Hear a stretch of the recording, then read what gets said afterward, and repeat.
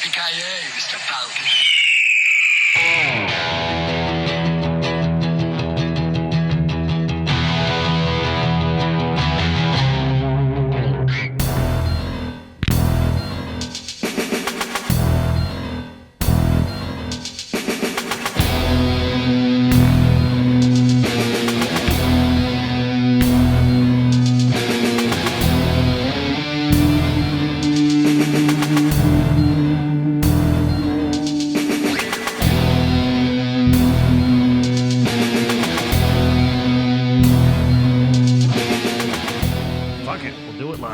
Okay, we'll do it live.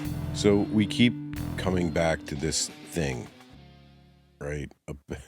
This thing where we discover that so many films and so many just pieces of pop culture are the way they are, partly because of chance, or because the printer fucked up and the Hulk was green instead of gray in the comic books, or this happened, so they had to film the movie at a different location and it ended up being an iconic scene or something like that. Well, we have an entire film series that we're going to talk about today that kind of has that phenomenon to thank. Oh, I know existence. Where you're going with this. Yeah, right. I was getting there. I know where you're going. But I'm getting there. Predator. Yes. We're talking about Predator. The first one, and everything that has come after. And the first Predator was almost the goofiest dud of a movie that you could have imagined, because it had a terrible monster. Yeah, I've heard this. Terrible monster. And this is, since the internet happened, this is a very common piece of film trivia. But the original creature in the original Predator from 1989, right? 9? I have notes. 87? 1987. Predator, 1987. John McTiernan, with a ridiculous cast. Arnold Schwarzenegger, Carl Weathers, fucking Bill Duke, the governor of Montana. I'd want to know, Jesse like, the Body Ventura. The collective body fat percentage of that cast. I want to know how much protein they were shoving into themselves. They filmed this in the jungles of Mexico. I heard that there was like dysentery running rampant through the cast and everything. Like, it was bad. It was bad. But they had some beefy motherfuckers in this. And then Shane Black. Shane Black.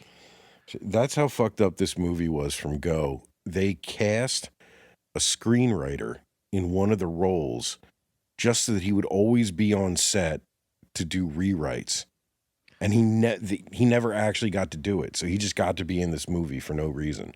That's kind of awesome. Yeah, I mean, he's the first guy that gets killed, but still, he got to be in like half of an action movie with Arnold Schwarzenegger. Man, was he Hawkins? Yeah, exactly, the radio dude. And he did all right. He did fine. Yeah, he did fine. He had, I saw that. I never would have known that, like, he wasn't an actor. Because, They give him like a weird little shtick. He's the joke. He's the guy with all the bad jokes. Yeah. And the guy with the glasses and the bad jokes, and he reads the Sergeant Rock comics, and he's got a thing. He's got a thing. All right, so that's something we can talk about in a minute. Just the how the entire squadron of commandos are kind of like G.I. Joe characters, but the happy accident was that the creature was originally this big, like, praying mantis bug-looking thing. And, like, I mean, it had a fake head, like a fake insect head on a stalky neck. And it was played by Jean-Claude Van Damme in the suit before he was anybody. And there's some pictures of it, and there's some raw footage floating around YouTube of him running through the jungle wearing this thing. Oh, yeah. Oh, my God. It's terrible. Dude. I don't know how anyone at any point didn't say something before they got into the jungle and started filming. But when they did, they realized pretty quick that it wasn't going to work. And Van Damme quit, apparently, because the costume was so... I mean, they were filming in the jungle, and jungles are hot, from what I understand. I'm not a jungle doctor, but I'm not a jungle doctor. Jungles are hot. But he quit. They realized the suit was shit, and they took a break. They stopped production for I don't know how long and retooled. And when they retooled, they created what is arguably one of the most iconic sci-fi creatures in film history, like right behind the xenomorph from the Alien movies. I would argue it's like 1 and 1A, man. Those two, that Predator alien they came up with for like you say, having been a necessity due to them scrapping their whole concept. Yeah. That thing is gnarly. Oh, it looks so good. It's unique. They hold the reveal until the very end for the face, which is wild in a movie like this. It's so cool. And it's intimidating and creepy. And the mask, too. The mask, I guess, kind of preserves a little of that insect thing that they were going for. But, of course, it's the jaws, the mandibles, those fucking... That thing's insane looking. And apparently we have Cameron to thank for that. Or at least the inspiration for that. I read some trivia somewhere that he told... I think, was it Baker? Whoever did the FX for this movie, it got to him that Cameron always wanted to do a monster with some kind of, mandibles, like a crab-like face.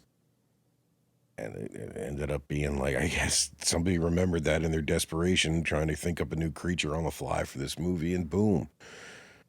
And, again, iconic. It spawned a whole mess of movies. God knows how many comic books. I mean, Batman fights the fucking Predator at one point in the comics. Mm-hmm. I used to have that one. It was actually pretty cool. And one of the greatest action movies ever made. If not, I mean, it's arguable that it's the perfect action movie. Oh, it's great. You could make the case. You could truly make the case. And I know when I was a kid, like, I thought of action movie stars as, Stallone and Schwarzenegger. And when I thought of, like, them as action stars, you think of Stallone as Rambo, and I thought of Arnold as Dutch. Like, this was that role, man. Like, it was over the top a little bit, of course, the action, and it was very 80s, but it was still dead serious when it, what am I trying to say? I get it. Like, it takes itself seriously. It does. There's no jokey, like, there's like a kind of a jokey one-liner, but just one. Well, he has, Arnold has like one stretch when they assault the camp. Stick around. He has like 4 or 5 one-liners. Stick around. Knock. Yeah, he's just mowing dudes down.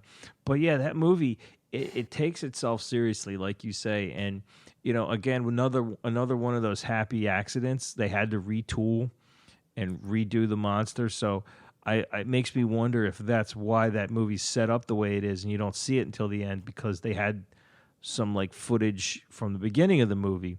And you know what it reminds me of, like the way it plays out? It's like watching Jaws.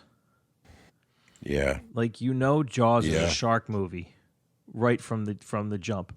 And then, like, you see flashes of the shark, you see the shark kill people, and at the end you see the whole thing and you're like, Jesus Christ, that thing's scary. It's the same thing, man. Like, you find the corpses that this predator's left in the jungle. They're tracking it. They, like, it's there, it's watching them. It kind of like doesn't really reveal itself. The first big reveal for the predator is when, like, it picks up the scorpion and you see it looking at its own hand in the frame. And that's so early on. You don't even really know what's going on the first time you're seeing it. And it just makes the reveal that much crazier. You're like, oh my God, that's what that thing looks like. Yeah, and it's like a double reveal too, because the first time you see it, it's wearing the mask for a while, a long time, and then it takes the mask off at the end, And that's the other thing you have to think about too. You got to think about this movie in context. And when it came out in the 80s, like, the good guys didn't lose. You know, like the crack squadron of commandos, they might lose a guy, you know, in the big battle at the end, you know, and someone else might get shot, but, you know, they're coming out on top because they're the dudes, like Navy SEALs, right? Go watch Navy SEALs. Like, that's a template for the ensemble action movies in the 80s. And there weren't that many because they were mostly about the single, you know, solitary action hero. But you had these dudes who show themselves to be complete badasses when they take out this, you know, whole village of bad guys, right? And then they start getting picked off. And then they're scared. Like, what other movie can you remember from the 80s where all the good guys were extreme, like the most badasses, like I said, they're like G.I. Joe characters almost, and they're like scared of something. Yeah, they're elite. They do a good job of letting you know that these guys are the best of the best. Yeah, and it's in the, you know, the 80s way. Like now it would be very different characterizations, but you know, in the 80s you give Jesse Ventura a fucking minigun that he walks around with. You know, sure, the most insane thing ever, but it's so cool. Like That's pretty cool. They knew just where to push it, you know, to make it like that ultra level, especially when you're 12 years old. You know, that just another level of cool without making it goofy. And that's really hard to do, especially with the subject matter it has, you know? But Yeah. I don't know, Predator pulls it off so well. It's so balanced. It's like two movies in one because you get the whole first movie and then you get, you know, Arnold versus the Predator. Yeah, at the end. The climax of that movie. Yeah, it's awesome. It's so freaking cool. It's so cool. And then the ending is just perfect. Perfect ending. The hero wins, but he is fucked up. Oh, Probably mentally too. You know, that shot of him in the chopper at the end, all fucked up and dirty and probably full of radiation and whatnot. It's just awesome. Just awesome. Yeah, and then one of the nice little touches, that one of the things I loved, like when he gets it in the trap and it sets off the self-destruct device and it starts laughing at him. And at first it comes out and Billy's laugh. Yeah, when you realize that it's Billy, it's dark. It makes it so much creepier. It's fucking so creepy. But even that part, like it goes full Wendigo for a little bit when it starts whispering to Mac. Oh, turn around. Yeah, you know, and that's a deep like horror staple. And that's supposedly how the Wendigo would lure people into the woods. Oh yeah, it would steal your voice. It would talk in someone's voice. Yeah. Yeah, exactly. So that's just some primal fear shit. But it also makes sense from a science fiction standpoint, you know, and from a hunting standpoint, because hunters do that. You know, there's elk calls and turkey calls, and that's a part of hunting. You know. Yeah. When you put it that way, yeah, that's a great point. You know, you try to mimic the voice of the thing you're hunting, and you don't really think about the fact that that's what it's doing when it starts stealing people's voices. Oh yeah, that's crazy. And that's the other thing about this movie is, I mean, it like you said, it's like Jaws. It holds its wad. It doesn't show a lot until it has to, and when it does, what it shows is really awesome. Unlike Jaws, like the shark didn't work very well. Predator worked awesome, but it sparks the imagination. This movie, like it hints at what the Predator's deal is, you know, because it doesn't talk. Like there's no exposition. It doesn't sit down and explain its motives to Arnold.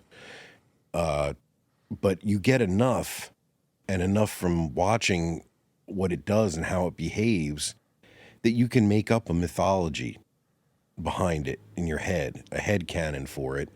And that little, like, you see the spaceship at the very beginning, right?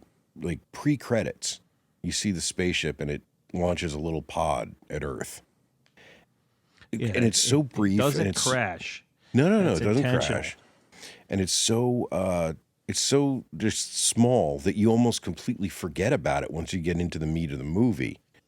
You know, like by the time they're on the helicopter and the song's playing, you forgot about the spaceship, dude. And Yeah. the next thing you know, it's Arnold and Carl Weathers mowing motherfuckers down with machine guns and shit. It's gone. And then you're like, oh, right, there was a fucking alien thing going on. Holy shit. You know what I like too? Like you don't, like you say, it doesn't explain its motives. You also don't have like an exposition dump for many of the characters. You know, they're figuring it out as the audience does. And like Billy sums it up. He's like, he's picking us off one at a time. And they're discussing it in a very like natural way. It's you could tell like that's exactly what people would try to do. Like, what the hell is this thing doing? And then Billy just goes, like a hunter. And that's it. Yeah, it's using the trees. Yeah, like a hunter. Yeah. Like a hunter. That spells it out right there. It's a perfectly natural thing to, and the closest it comes to an exposition dump is Anna. When they set out the net trap. Oh, the story she tells. Yeah, but it's very brief how she talks about how they would find people from their village skinned every once in a while. And she says like only in the hottest years this happened. And it's enough though.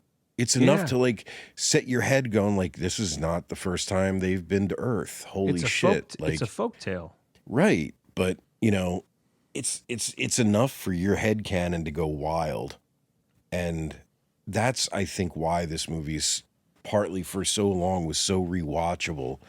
And it just endures because it shows just enough and hints at just enough. Like you never see the spaceship that it came down in. You know, like you never see how it was supposed to get off the planet again. You never see another predator, an additional predator. Right. So it just leaves so much. It's not in a bad way, leaves so much unsaid, but just enough, enough. So you just said, they give you just enough to make your head canon go wild, right? Yeah. And like, as you're saying this, my head canon is going wild, right? I don't know that I ever thought about it in this way, but like you think about it, like he's using the trees like a hunter, so like people hunt on Earth, right? Mm-hmm. And this thing clearly isn't hunting for food. It's hunting for sport. So, like, True. Think about the people that hunt for sport now. Yeah. Why do they do it? Well, I mean, the short answer. Because it's sport. It's sporting. Fun. It's fun. It's sporting. Fun. It's exhilarating. Some people are in it for trophies. Most people are in it for the sport of it. Yeah, but you also have to have time and opportunity to do this. I imagine and money. And money. I imagine a trip to Earth is expensive. So it just makes me wonder if, like, back on the Predator homeworld, our guy that bought it against Arnold Schwarzenegger was like a successful Predator CEO of some kind who was just trying to like blow off some steam. Like he thought he was going to the easy planet. His little Predator kids were like really pissing him off that month. He's like, "Oh, I need a long holiday." So he's like, "Oh, Earth, that's a nice little backwater. I'll pick off some fucking humans." Yeah. His buddy Marv told him to go to this spot in this jungle because it's pretty just the local villagers and shit, and they're pretty easy. Like, and he runs into like fucking Arnold Schwarzenegger. I picture them like one's leaning on a water cooler draped in animal skulls, just like telling him like, "Dude, you gotta check out my spot." Wearing a short sleeve shirt and a tie. I got a real honey hole for you. Yeah. I fucking love it. You gotta take my new tree stand, brother. Dude, this is the next Predator installment. Like, we just wrote it. You heard it here first. No, man. No, the next one doesn't sound that good nearly at all, but we'll get to that in a minute. Oh God. All right, so who's your favorite character from Predator? God, that's not fair. Fuck you, Dave. Well, I mean, you can't say Dutch. Like, that's a gimme. Like, okay. Let me Dutch aside. To run through them. So my options are like Mac, who's real intense, Mac, the one Dylan, that sings the Billy, song. Billy, the tracker, the Native American Poncho. tracker. Hawkins, the joke man. Poncho. Oh, Poncho was only lame. throwaway character. Yeah. Strap this on your sore ass plane. Well, yeah, he had Blaine.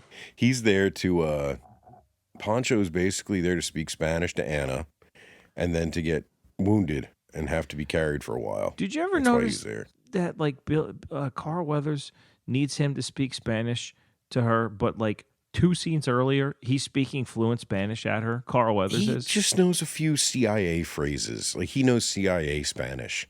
That's all. It's just enough. And he hasn't had any cocaine since they got into the jungle. You want to know something embarrassing? Before I forget this, I got to tell you. Please tell me. At one time, I read the novelization of this movie. Like the novel. The Predator. novel. Yeah. Like, you know how they make novelizations of movies that weren't books first? Yeah. I read it. I read the novelization That's really of Predator. funny. You want to know the fucked up thing? Through the entire end, when it's just Dutch versus the Predator, he's naked. He's naked the whole time. Oh. They Covered wrote out in his mud pants? and naked. Yeah, like he takes off all his gear when he's in the water so he doesn't drown, including his pants and boots. And he is naked, barefoot, running through the jungle covered in mud. And it talks about his dick swinging around more than once. I don't know who wrote it. But So he goes full Terminator. Yeah, but muddy. So muddy. So muddy. Oh, boy. And he actually finds the Predator's ship. He finds the Predator's capsule or, landing craft. Pod. And I remember distinctly that he comes into contact with a spider web. It's actually a tripwire. And he almost walks made to look into like a spider web? Yeah, yeah. And the self-destruct mechanism is like part of the ship, not on the Predator himself. So the ending was a bit different. After the movie. Yeah, either after or during or at the same time. Like that's when they usually would put them out. Like they would have some writer take some version of the script and then just make a book of this.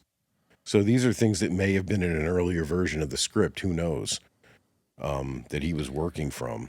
But yeah, for what it's worth, that's what I remember from that, and they made a point of everyone making fun of Dylan for having brand new gear, like brand new fatigues and shit, and like he just got it. Yeah, while their shit was all like tattered and jungle beaten. I don't know. I don't remember. Other than that, it was pretty much just like the movie, but I just remember those big differences. You remember the muddy dick? Muddy dick, baby. Muddy dick. To answer your question. Yeah, favorite character. I think it's a toss-up between Billy and Hawkins. And if I had Hawkins, really? Okay. I don't know. I like the fact that like he's kind of he's trying to make these guys laugh, and like they all think his jokes are dumb, but like he's still part of he's clearly part of their group. Like they respect him, and they just deal with his bullshit because evidently he's every bit of the badass that they are. And then like Billy laughs at his jokes. And he's got like a mystique about him. So I don't know. As much as I used to, when I was a kid, I liked Billy the best. But now that I'm thinking about it, and I've told plenty of jokes that get like nothing but groans, I'd have to go with Hawkins. All right. How about you? I can see you got a little Hawkins in you. I could see you being Hawkins adjacent. It's the glasses. It's not just the glasses. and the bad it's the jokes. hair. It's also the hair and the bad jokes.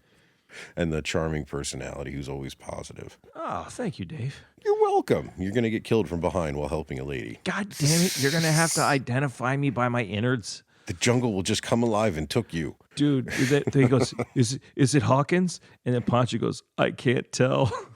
I can't tell. I mean, that's awesome. And Arnold's face, too. He looks up with like one eyebrow up like, Rrr. He sure I will does. say, though, this is... oddly enough, I think this is Arnold's best movie from an acting standpoint. Because he doesn't have to say much. Movie. I don't know, though. Like, there's something about his physicality in this.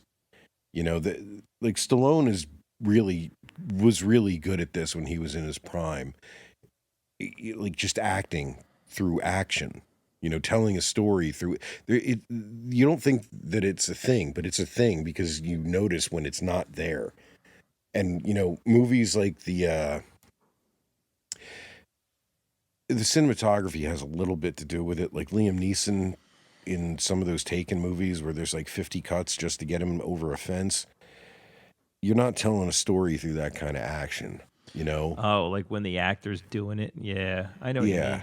I got you. Like Arnold, he does this. He's very good at this. He did it in Terminator and Terminator 2 extremely well, but very different. But there's something about his reactions in this. It's just he's on point. Everyone seems to be on point through this whole fucking movie. And things that could have been goofy work for some reason. I don't know what it is. Right. I think it's because all the audience has to accept to enjoy this movie is that this team of commandos is bigger than life. They're, like I said twice, they're G.I. Joe characters. They each have like a thing with like a signature weapon and, catchphrases and like a little outfit choice. And then you have to accept that there's an alien hunting them. Yeah. Those are two G.I. Joe. Pretty decent conceits for an action movie, especially in 1987, considering what people were used to in media. And it's just, I don't know. It's the bar got set so high with the original Predator. I think that's why every single sequel has been mostly a disappointment. Can I guess your favorite character? Sure. Do you have one other than Dutch? I do. And I'm going to guess. Go ahead. I think it's, if I had to guess, I would say for you it would be Mac. Fuck, how'd you know that? I've known. I mean, there's not that many other to choose from, but I mean, like it could have been Hawkins, it could have been Blaine, it could have been Billy, but like I don't know, you strike me as a Mac, and it's like I do like Mac. He's intense. He's clearly got some issues. I could see you, just being really cool with the fact that he's just sitting there dry shaving in the desert, or not in the jungle rather. When he snaps the razor against his face, disposable razor. He has so that scene, and he becomes unhinged when Blaine dies, and he's like, "Oh, I'm gonna cut your name into him." He's talking to the night. Yeah, I just love that. Yeah, his loyalty to his friend is awesome. He carries the M60 E3, which was Rambo's gun, which was awesome. Oh, does he? Okay. Yeah. When Blaine gets killed, he picks up the minigun and just fucking chops down the entire jungle. It's one of the most badass scenes ever. It's great. When he kills that fucking wild hog with a knife in the night, Mac does that. That's fucking baller, dude. You think you could have found something bigger? Fuck you. Fuck you, Poncho. Fuck you, Poncho. He's fucking awesome, dude. And like his death is so anticlimactic. It's just like, fuck that figures. Yeah. That fucking figures, No, I just like him. I don't know. I love Billy too. How could you not like Billy? Billy's awesome. The mystic Native American dude Billy who cuts himself and you ain't afraid of no man. There's something out there waiting for us, and it ain't no man. That's pretty awesome. We're all gonna die. That's my favorite part. Oh, We're all gonna die. We're all gonna die. He talks like a cowboy. He talks like a cowboy from an old Western. And he's got this like Sonny Landham was so he had a presence, man. It's a shame he wasn't in more stuff, but he was great. He was great. He was in that movie 48 Hours with Eddie Murphy and Nick Nolte. Yeah. He was pretty awesome in that. He was another badass in that. You know what scene I loved? And you said it earlier when Mac is talking to the night. And he's going through he's recalling stuff with Blaine. And one of the things that makes that scene work as well as it does is the score kicks up, and you get this it's real subtle. The horn. It's one horn. It's just like a trumpet or a cornet or something, and it's very just military. Playing that one. It sounds like taps almost. Yeah, I was just gonna say, like taps adjacent. Yeah, taps. Yeah, and they play it again at the end too. Yeah, when Arnold's in the chopper. Yeah, that was a good score. That score was the great. score is epic for this movie with the fucking heavy military-esque drums and just that, like, it's so fucking cool, man. You want to hear something really stupid? Always. So two other people that are big fans of that movie. Well, my dad was a big fan of that movie. He loves it. Everybody's dad loves this movie. Yeah, he showed it to us. He saw that movie in the theater with his brother-in-law, and he told me how, like, you couldn't just watch that stuff on TV all willy-nilly. Like, they saw it in the theater. It was an event, and they were like cheering for Arnold Schwarzenegger by the end of that movie. But I couldn't imagine seeing this in the theater. I'm so jealous. Yeah, they saw it in '87, man. My sisters love that movie, and they also love the theme. And so I don't know how this started, but every now and then one of my sisters would be like, "Tommy, let's do Predator," and I'm like, "Okay, yeah, sure," and I'll start going. And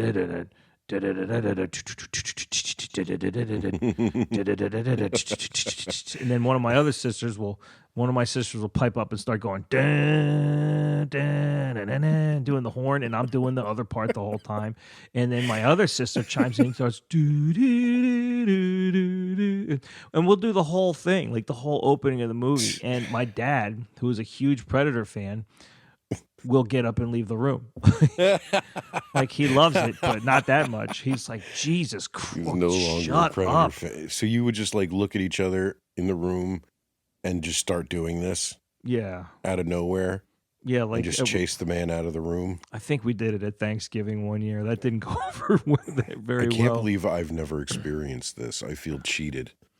Oh, man. Look, dude, it's one of those happy accidents. We figured out that, like, by accident one day, that we all knew the theme well enough to do it like a 3-part a cappella version. And that's really impressive. It happens about once a year now. Don't be impressed. It sounds horrible. We can do it. That doesn't mean that we should, but it's funny. It's one of those things, like, they just get it. That little percussion thing that, like, I always thought that kind of sounded like the Predator noise. Oh, the little clicky sound. Yeah. Yeah, kind of. It just made everything marry together. And one other thing too, before we move on about the original, I just want to say, even though the structure isn't that complicated, right, and the setup isn't anything too novel, they give everything its due attention. Like, there's a reason they go into the jungle. There's a reason it's shady, and there's a reason that there's a mystery to it. Like, there's a mystery in this movie from beginning to end.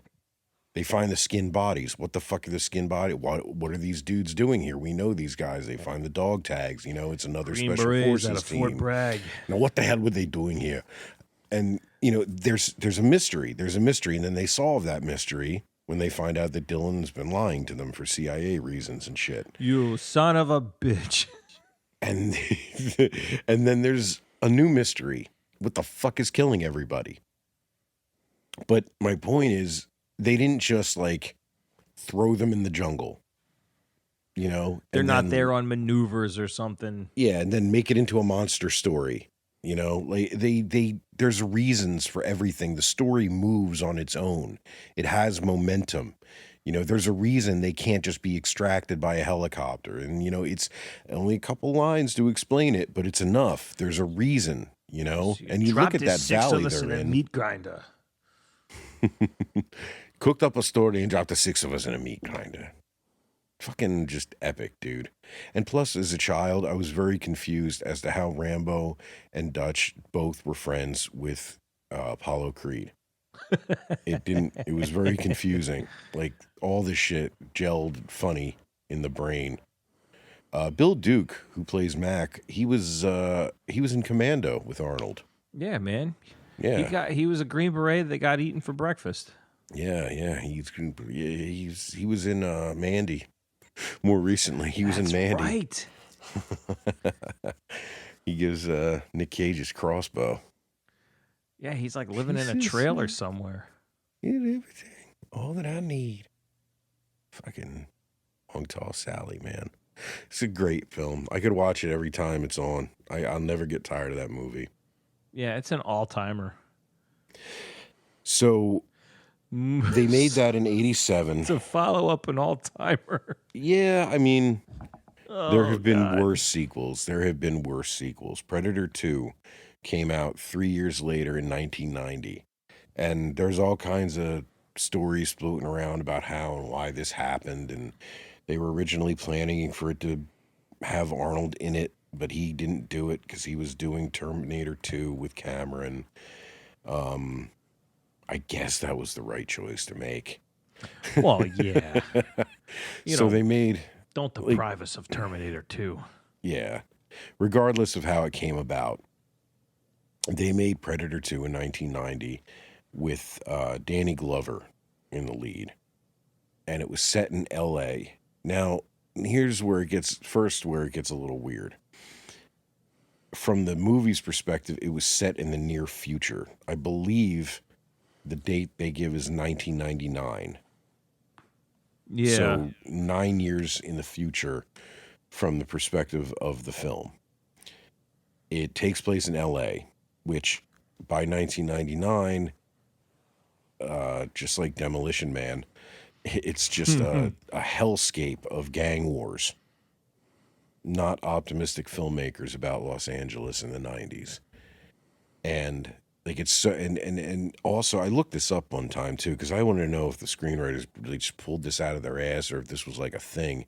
In the 80s, there actually was a presence, like a Jamaican gang presence. Yeah, that was real. Yeah, in a couple major cities in the U.S., and they were into voodoo shit for either intimidation or for real, whatever. But it was a thing. It was a real thing. I don't know how big of a thing it was, but Hollywood definitely loved it because it showed up in like a Steven Seagal movie and in this. I don't know. What are your feelings about this one? Like, Oh, man, mixed. Because like when it came out and I found out, like, wait, they made another one? Like, yeah, of course I wanted to see it. You got more Predator. yeah, we were still really little when this came out, so Yeah. And like 7.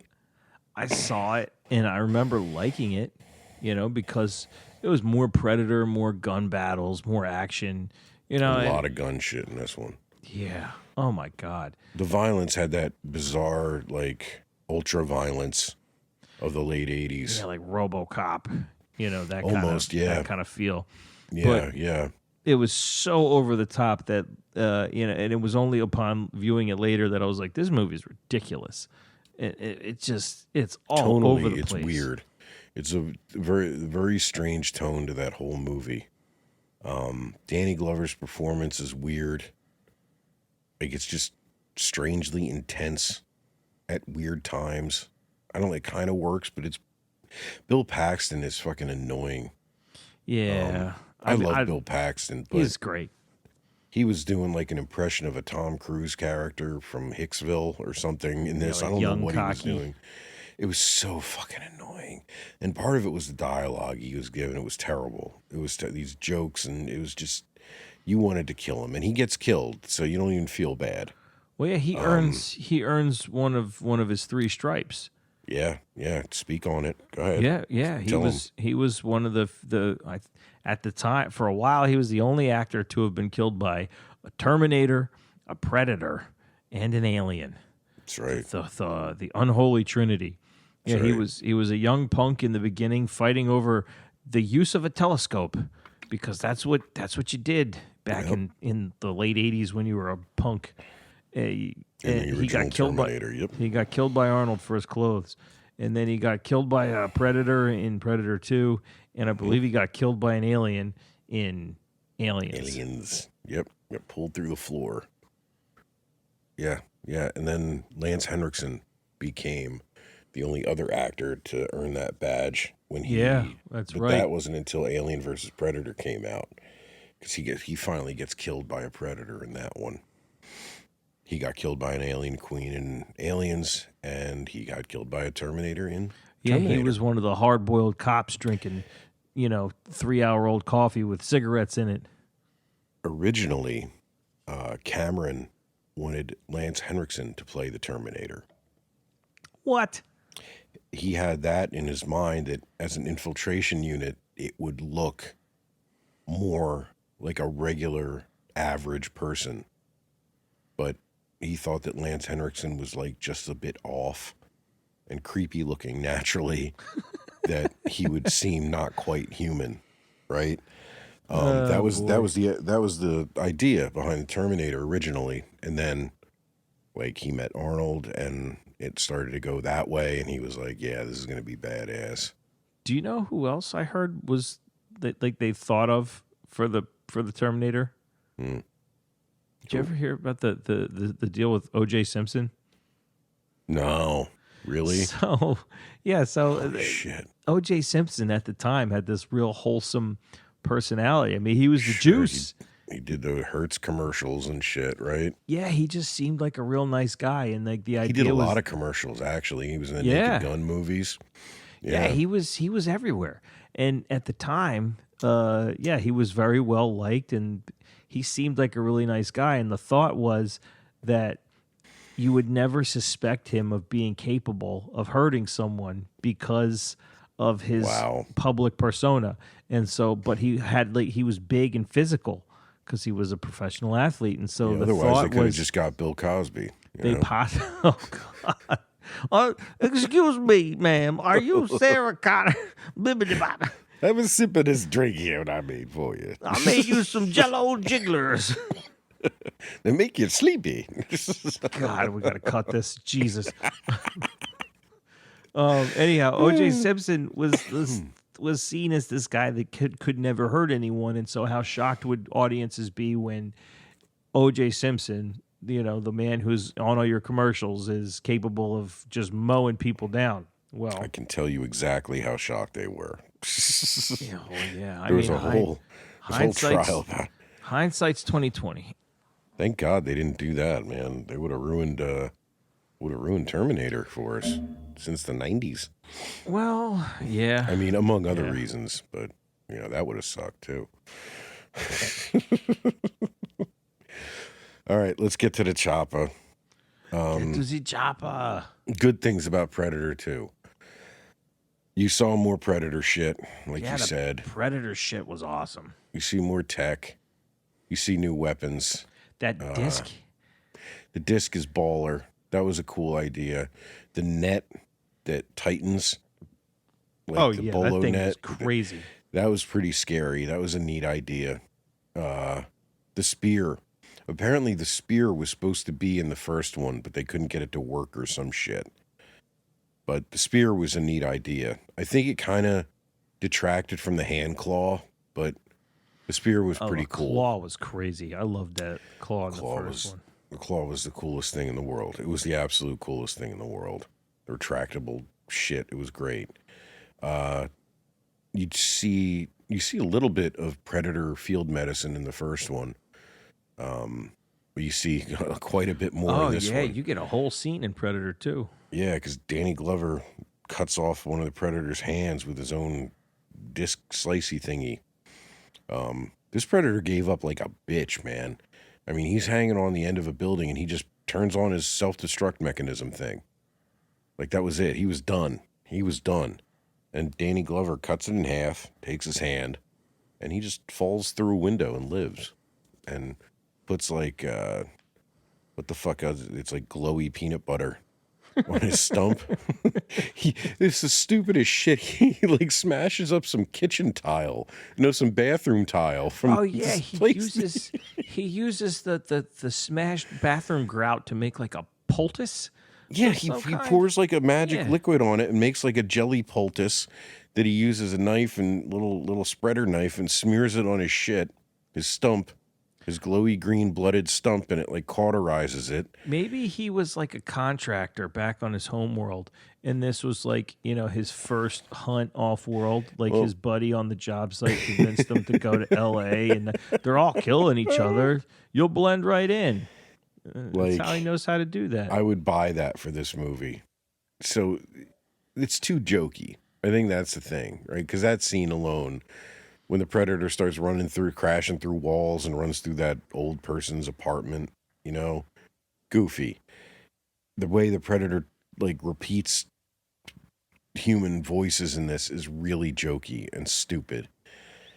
He repeats something from the first movie. How the fuck could that happen? They don't care. They just do it.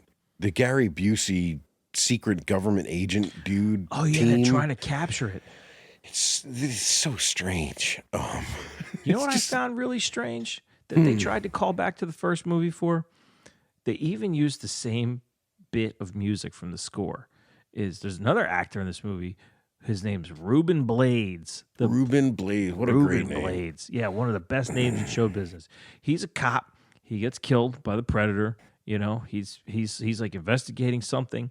He gets killed. Personal. But he's like good friends with Danny Glover. Danny Glover's at the graveyard going like, you know, oh man, they killed my friend, my buddy who's also a cop. He's sweating his balls off with a jacket on at the cemetery, right? Yeah. You hear that like that high tenor like horn music that sounds like taps pipe up. Right. It's the same That's right, bit they from, do. Yeah, it's the same bit from Predator 1. And he's like reminiscing about his time as a cop with Ruben Blades. And then he pulls like a wallet photo of Ruben Blades, just Ruben Blades, like out of his wallet. And I'm like, I don't remember okay, that. Hold on. I get that you guys were friends. We watched this movie together, you and I, for like a failed project we had where we were going to count. Yeah. We were going to count, like, it never went anywhere, but we were going to count up and explain all the misuses and fallacies that are on screen with like firearms. And we kind of did. It was a lot of fun, but we wound up just watching the whole movie and pointing out everything that's wrong with it. Right on down to the fact that Danny Glover had a wallet-sized photo of Ruben Blades in his bifold. Just carried it around. Like, oh yeah, my friend, my cop friend Ruben, who I have a picture of in my wallet. Well, Riggs has a picture of Murtaugh in his wallet. You know he does. Yeah, I mean, but they didn't put it on film. You know? Yeah, I like that. It's not the two of them together. It's just him. It's just him. It's like a headshot from the movie. I don't know. The ending was cool. The ending. Yeah, the ending. I liked it when they give him the pistol, the flintlock. Yeah, and the ending is important because it kicked off what kept the Predator alive for decades to come, for better or worse, because I mean it's so brief, but they panic when Danny Glover gets to the Predator ship, which is somehow like embedded half underneath the coast of LA or something, I don't know. It's there's a trophy wall, and on this trophy wall is the skull of, amongst many skulls, is the skull of an alien, xenomorph alien. Yeah. And it establishes that predators and aliens exist in the same universe. No one had ever thought of that before. And after that, it was like, yep, that's a thing. That's a thing we all believe now. Shared universe. It's canon. It's canon. And that and the fact that you got to see other predators. On this ship, there's like 3 or 4 elder predators. And they all have different looks and shit. And that just got everybody wilding out and thinking about different predators, man. Just different predators. And do you remember there were toys in the 90s that were just all different types of predators? No, I didn't have Predator toys. I don't. And I didn't know anyone that did. It was an alien. It was like I think it was because of the comics. It was way before the Alien versus Predator movie came out, but it was like an AVP toy line. And I remember they released some of the Space Marines from Aliens, which was awesome.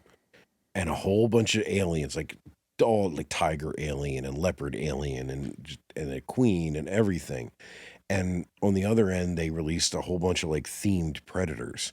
I remember one of them had like 2 big tusks and one of them was broken. And they each had like a story, like a little mythology, and it just, there was world building through merchandising, as there sometimes is. And it's kind of cool. That kept it alive for a while, and the comic books latched on to the Alien versus Predator idea and ran with it. And that's where AVP came from. It was born in the comic books, and then, like we said, Predator kind of got teamed up with all kinds of different things. Batman, what have you. I don't know too much about that mythology. Like, I know it's out there. I know there's plenty of it. I don't know I don't want to know. I don't want to know. You're a movie guy. Yeah, I don't want to know about the Predator's homeworld and their fucking rituals and shit. Oh, I do. I want to know about the Predator cooler talks, the water cooler talks that prompt these guys to go visit Earth.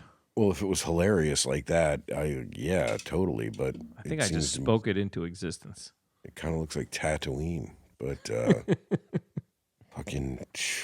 So we didn't get any Predator for a really long time. Oh yeah, what was the gap? It was a long 1990 time. was Predator 2. The next movie featuring a Predator didn't come out till 2004. 2004. So 14 years. 14 years. Basically, they just stopped. Like, for our entire movie watching youth, all we had were the first 2 Predators, and that's what it was. And then some comic book shit, And then we got, maybe that's why Alien vs. Predator was such a fucking disappointment. Dude, Alien vs. Predator came out in 2004. So I was like in my 20s. Yeah, just about to graduate college, I was. I was like 21, I think. Anyhow, that's a long goddamn time to wait. But it was a long time to wait. But here's the other thing, too. I had my own money. I had a job. I had a car, and I made. I feel like this is going to lead to a bad decision. No. Like, okay. My point is though, like, I had a job. I had enough money to do some of the things I wanted. I didn't have a lot of money, I was just broke, paying my own bills, paying my own way.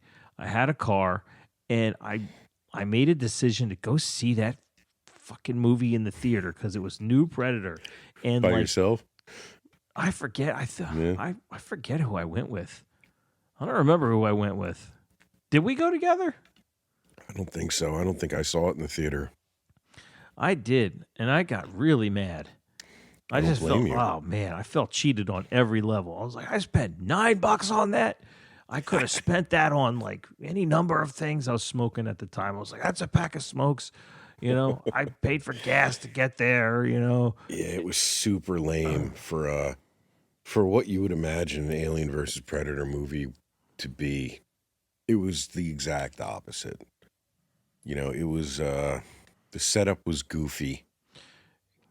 It required so much explanation and just nonsense that it was cumbersome, totally unwieldy. It was a goofy plot.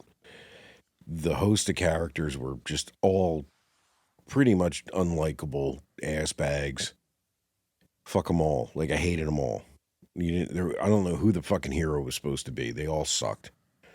And then they made the decision to confine all of the action to the ever-changing puzzle interior of a pyramid in Antarctica. Yeah, that right there. Dumb. Predator 2 made so many callbacks to Predator 1. And like a lot of them don't work. Some of them do, some of them don't. But then this movie, instead, like rather than make callbacks, they went the complete opposite way. They're like, only in the hottest years do they come to the hottest places. And they mentioned that like in Predator 2 even, they're like, oh yeah, LA's in the middle of a record-breaking heat wave. And you're like, that's why they're all sweating through the whole thing. Yeah. That's why the Predator's coming, because only in the hottest years do they come. And then you're like, wait a minute. So not only is it not hot, it's fucking goddamn freezing at the bottom of the world. That's where they set this big Predator movie, going against all the stuff they set up in the first two. Jeez. And it requires ancient human civilization that worshipped them. Like, the crazy backstory is just it's not like they had explored every avenue of this subject at the time. There were 2 movies 14 years ago, and this was the best they could fucking come up with. All this nonsense. And I know they had to have them like a reason for them to fight aliens, but come on, man. And it also moves the alien timeline back.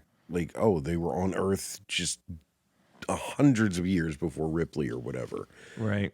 Like, it's so detached and just cheesy. It's just by the numbers. Like, the Predators could have been any monster, you almost feel like, you know?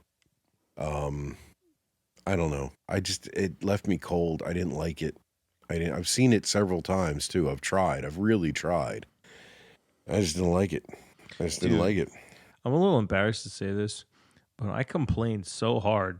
I don't remember who said this, but I complained so hard and so often about Alien versus Predator. They're like, well, why don't you just write a better movie? Oh, I absolutely could. Fuck Well, you, yeah. I was like, I bet you I could. I went home that day and I thought for about 20 minutes and came up with what I thought would have been like an infinitely better adaptation for that. You want the short You version? remember? Yeah. I'll tell you. Well, in my rage, I was just like, you know what it should have been? You know what I would have made? Having found the game on Earth to be not challenging enough, and having already seen Alien 3 and knowing that like aliens can come out different based on what their host animal is, the Predators figure out that they can make more challenging game by going to places on Earth and purposely infecting local fauna with face huggers to create like a lion. different and more challenging aliens.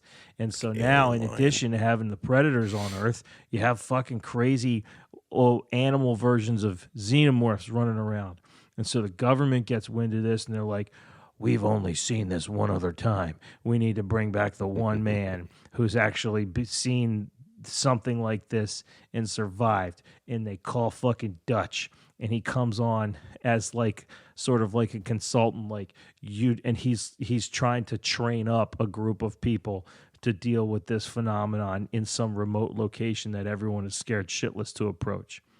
And that's your setup. That was roughly, there was kind of that idea in Predator 2. The Gary Busey character, that was supposed to be Arnold. Right. Okay. Like, he wasn't supposed to be the main protagonist, but he was supposed to be the team that, you know, the reaction force to the aliens now. My Predator, Alien versus Predator, may have sucked, but whatever. I think it's a better setup than a pyramid in the snow. Well, there's a fault, too, in the whole alien-predator dynamic in that if predators can already hunt aliens, how the hell were they impressed with human beings? You know, just because of our weapons? That's why we need a Predator Homeworld movie. Maybe these are like the low-level guys that just showed up to the Predator version of Cabela's on their Homeworld, and they're like, do you sell shotguns? I'm going on my first hunt. And then those guys go to Earth. I love this just like hilarity, this below decks kind of thing. This is great. This is great. I'm never going to be able to shake this ever again. I'm going to watch every Predator movie now and just imagine them like in Office Space. Yeah. Fuck. Dude, I can't wait to go to Earth this weekend. I'm off. I got a 4-day weekend. I'm going to go to Earth. They're going to drop us into South America, maybe Venezuela. You know, it's going to be awesome. I brought my first shoulder cannon. I got it on sale. New targeting system. I got a laser targeting system. It's pretty sweet. So they made a sequel to this. Oh, God. 3 years later. 3 years later. And Alien versus Predator Requiem. Why it's called Requiem, I don't really know. I don't think they knew. They just picked a word. This movie really frustrates me because I had always wanted to see aliens on Earth, in the suburbs. Just ripping not just apart Earth, a suburb. like in society. Yeah, like tearing up a suburb like in an 80s movie. You know, like that. In my head, that always seemed really interesting. I never thought they would make that in a movie because it's stupid. You know, why would they? The aliens was a future thing. Predator was a present thing. Didn't make any fucking sense. But they did that. They sandwiched these two things together in a suburb, and then they made this movie so fucking dark that you can't see what's happening most of the time. And it makes it almost fucking unwatchable. I don't hate this movie. All right? Like, Requiem was much better than the first one, I thought. Really? Okay. Yeah, I'm going to have to rewatch it because, like, I'm going to be honest. I saw this one time, but that one time, I was hammered in a hotel room in Chicago. All right. And All right. it was just like it was on, and I watched it. I passed out. Like I was in and out. I'd wake up, someone's being murdered. I'd go back to sleep. Yeah, so I don't think you got the full experience. Nope, definitely not. I mean, it's not great. Like, don't get me wrong, but it's better than AVP. It's way better than AVP. It's a lot more relatable. There's some cool shit in that. There's there's elements of Outbreak in it.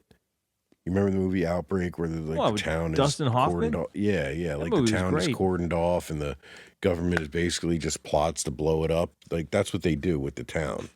Oh, they're gonna drop that one of those like Moab bombs on it. And then the host of characters is pretty decent.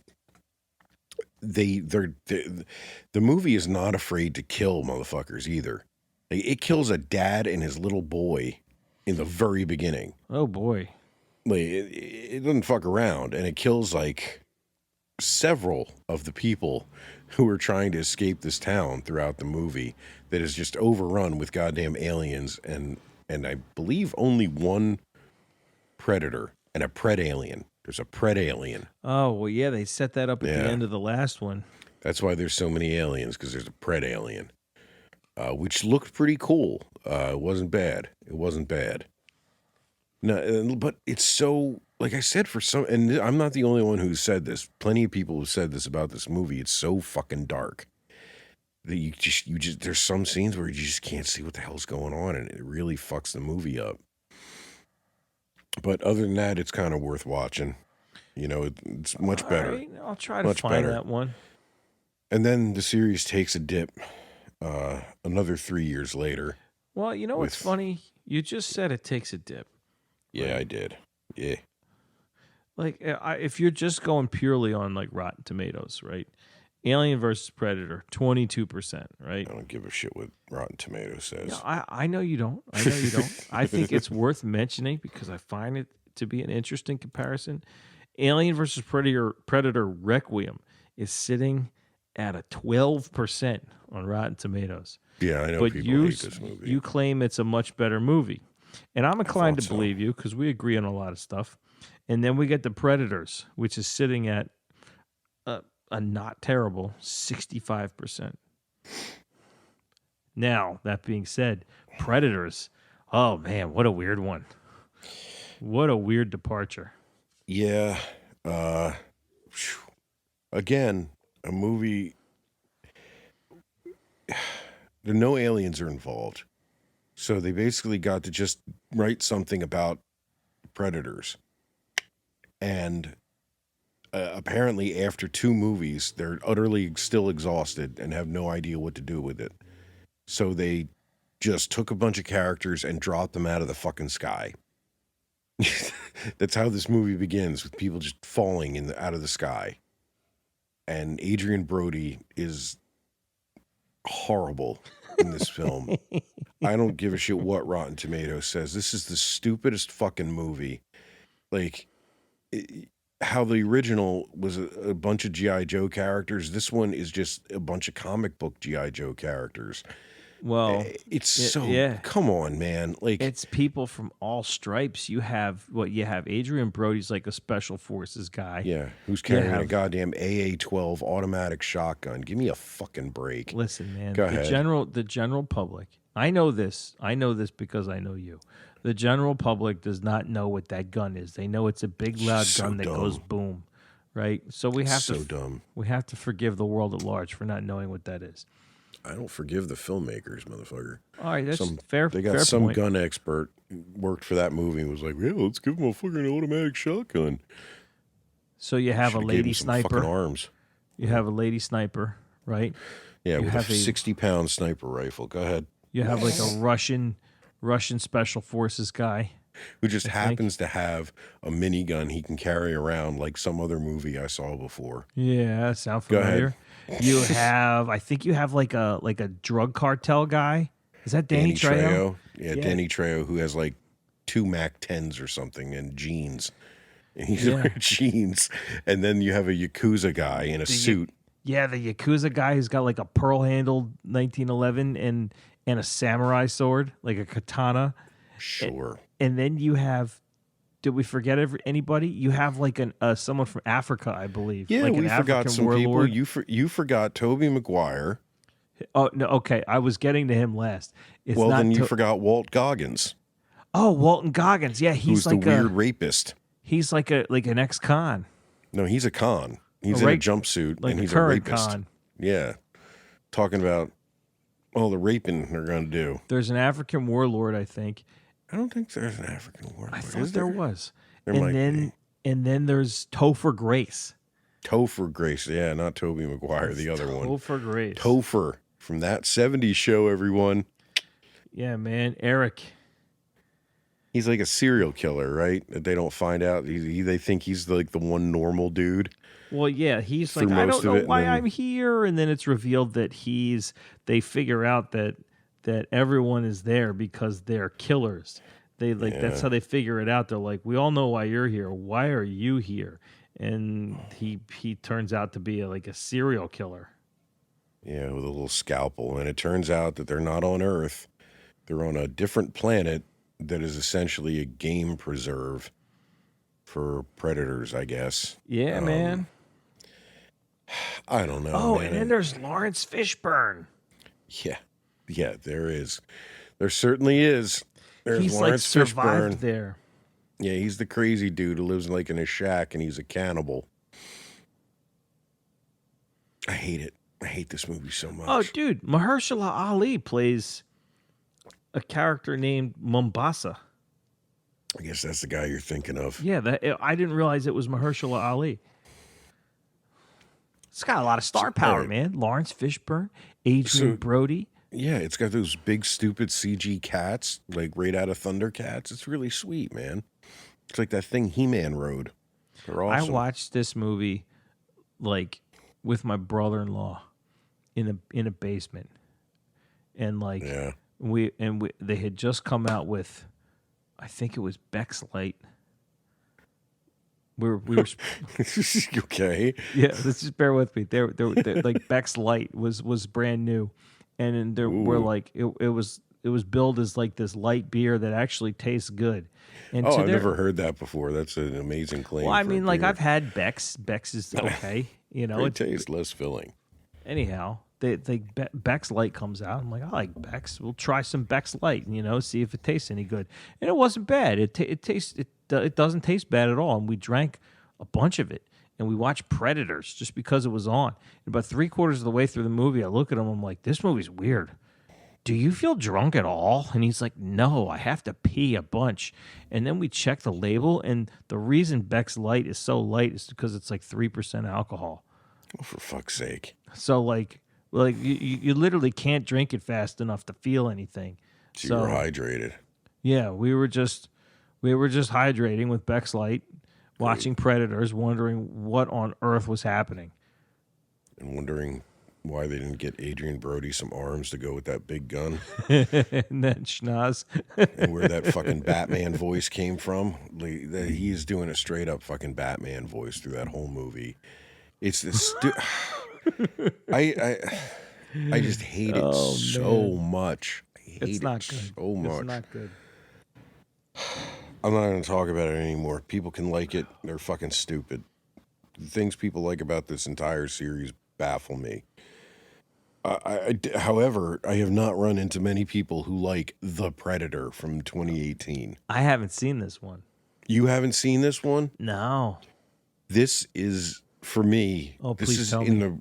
This is in the running for, it's definitely in my top 10 worst movies ever fucking made. Really? Like, abso-fucking-lutely. This is one of the biggest travesties ever put on film. With the budget it has, it's astonishing how bad this fucking movie is. Like, there isn't one redeemable thing I can even say about it. Not one. Nothing. Every performance is fucking terrible. Every character is a cliched piece of shit.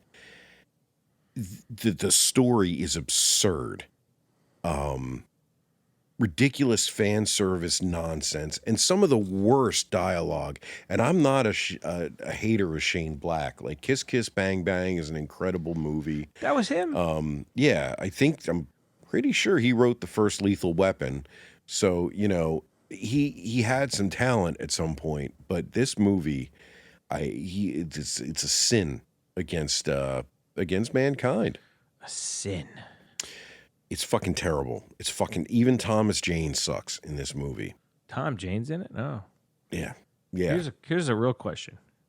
What? Should I watch it? This is one of those ones you gotta like be half in the bag and watch it with me. Like, and I am a so bad it's good kind of guy. Is this? No, it's not fun. Like okay. At every turn, it's just like, what the fuck are they even doing? Like, the people don't act like people, nor do they act like characters. They just do things. No, I hate it. I hate it. Every joke falls flat. The creatures look like dog shit. The CG is terrible. The autistic kid, through the entire thing, I just wanted him to die from the first scene because I knew it's going to be one of those things where, oh, well, he's going to be in constant danger and that's just going to move the stupid plot along. There's a giant predator now. Wow, the 20-foot tall predator. Fucking great. That's the coolest thing I've ever heard. What? Listen, I'm not a fan of reaction videos in general, but like in that same vein, can I come to your house and watch you watch this movie? Sure. I'm just gonna sit next to your TV, facing you, and watch you unravel. It will be happening from beginning to end, and I haven't seen it in a long time. Can we make this happen? We could do it. We could record it too. Like it could be. It's going to be violent and mean and awful. But I'm ready. Fuck, dude. I'm ready. I got plenty to say. Fuck. It's terrible. Oh. And the name. Fuck the name. Fuck you. Like. Fuck it, first of all, for doing Predators to try to do like the Alien thing.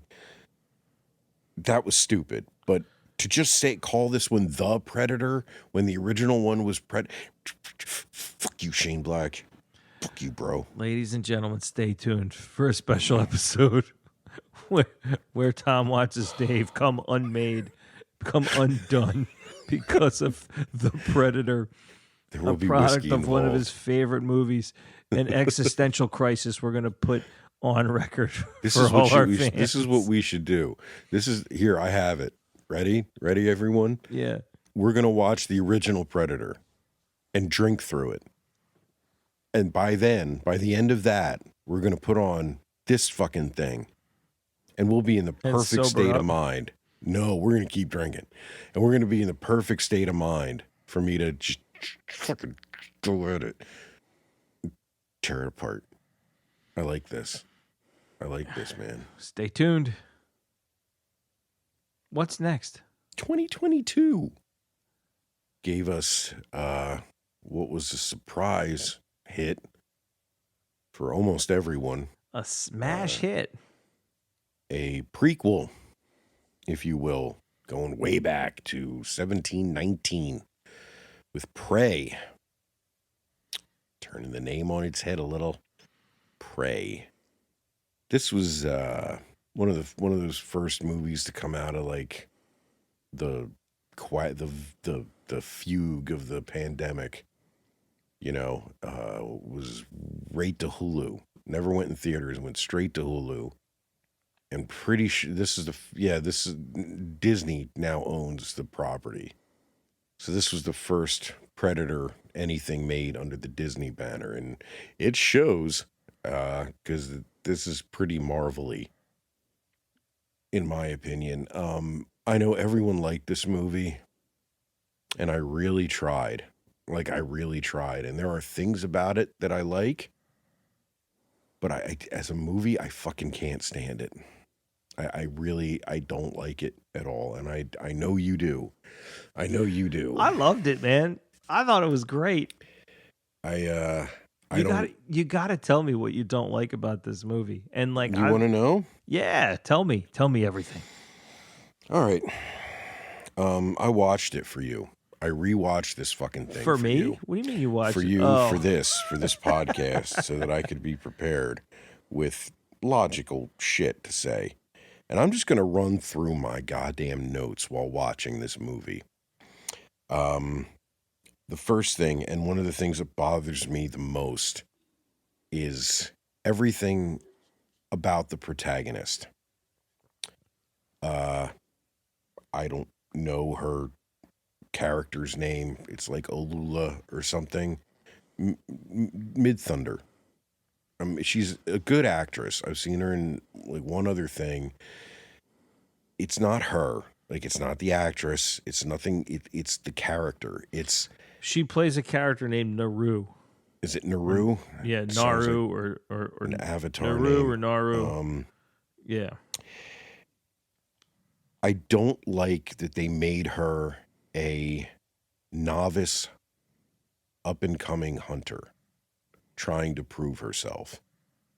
I think it would have been way more interesting if she had been, when we met her, she was already a badass hunter who made all the other male hunters in her tribe, which is bizarrely small. I don't know if this is just like a hunting camp that they live at. It's never really explained, but I'll get to that. Instead of this, like, none of it made much sense to me.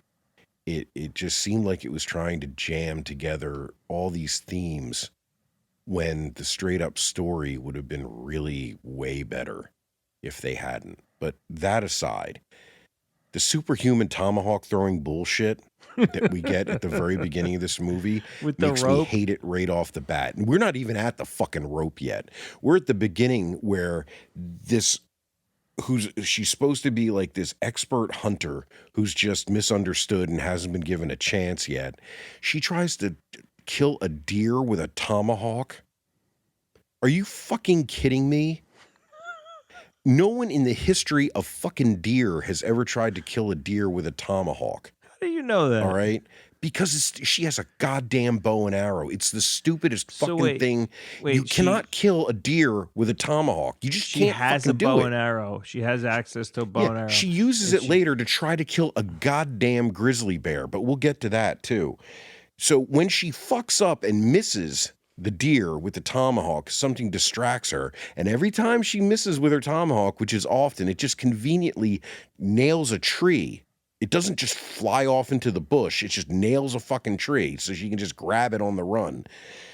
She chases a deer on foot through trees and keeps up with it and tries to kill it again with a tomahawk. No human being in the 1700s or today can keep up with a fucking deer, which she says is a whitetail. It looks a lot like a mule deer to me, but whatever. You pedantic motherfucker. They're supposed to be in the northern Great Plains. There's not a lot of fucking whitetail deer out there. Most of them are mule deer. Can I give you a little perspective? Go ahead. Have you ever been hunting? Yeah. Okay, I haven't. It doesn't strike you as stupid that a little tiny hatchet would be thrown at an animal with the vague hope of what? What are you going to hit with a hatchet that's going to kill an animal? My point is, I've never been hunting. I know a little bit about what you're supposed to do because because of knowing you, all right? I know you and you know some stuff, and by extension, I know some of that stuff. However, like, I don't know the first thing about hunting. I do remember thinking, like, when I watched that, I distinctly remember thinking, why is she chasing the deer on foot? Like, everything I've ever seen about hunting, it's like, once you spook the deer, like, it's gone. You're not going to catch it. Yeah, our advantage is that we can keep up with deer and throw axes at them. I remember thinking that was a bit silly. And at no point did I question what kind of deer it was. Like, to me, no, of course not. A deer is a deer is a deer. I know. I know she called it a whitetail. I didn't. It seems like they wanted to take all the positive Native American tropes and jam them into one movie. So they took stuff from like northeastern Native tribes and just threw it in here. Just fuck it. Yeah, we'll hunt a deer. Why not? But there's also bison. But there's also, rabbits and wolves, and there's just fucking everything just hanging out right here. And sure, there are places where that's true, and there was a lot more game back then, but it's just all so convenient. But all right, so hunting shit and animal shit aside, how about history shit? Can we do that for a second? Yeah, man. So, like, right in the beginning, her dog, like, steps in a trap, a small bear trap, which would indicate to me that it's a trap for a smaller animal, like a beaver or something. However, they find two of these traps, and they're nowhere near water or where anything might live or whatever. All that aside. So, you find out later that there's a large party of French trappers who are just comically villainous, hanging out in the woods, and it's their trap. What the fuck are they doing there? Trapping? This movie is set in 1719, dude. 1719. Okay. There were no French in the Great Plains. The first French explorers made it to the Great Plains in 1718, and that was a small party, and they just kind of like poked their heads in and left. They certainly didn't get to the northern Great Plains, and they certainly How do you know they're in the Great Plains? Does it tell you? Yeah, in the very beginning, September, northern Great Plains, 1719. Well, you know what's funny? And they're Comanche, so... It sounds to me like whoever wrote this movie like did like a quick search and was like, "Oh, trappers made it to the Great Plains in 1718.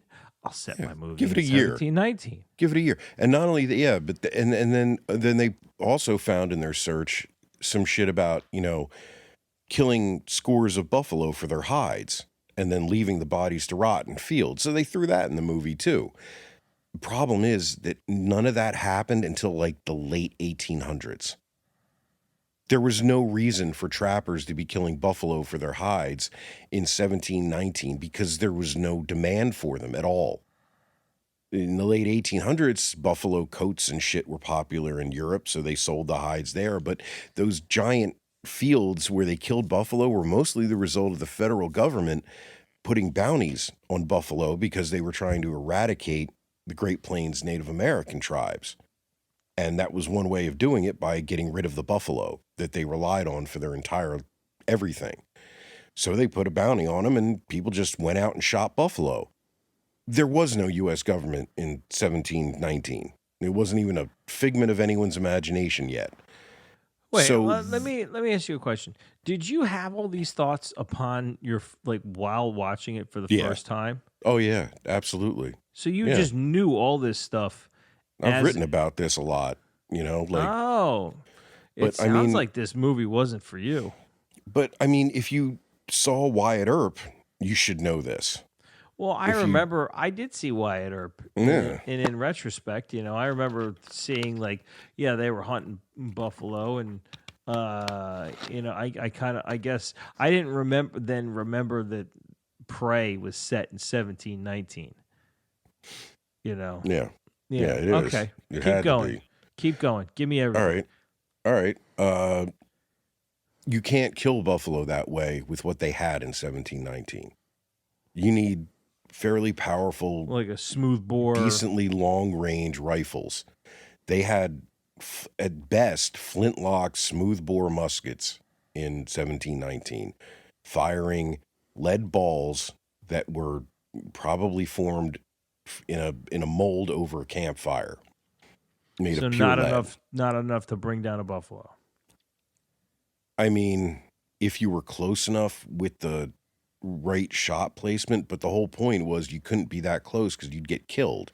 It sounds like a lot of your problem with this is like historical inaccuracy. This is we're just in the history section right now. Oh, there's multiple sections? Oh, there's sections. We're just there.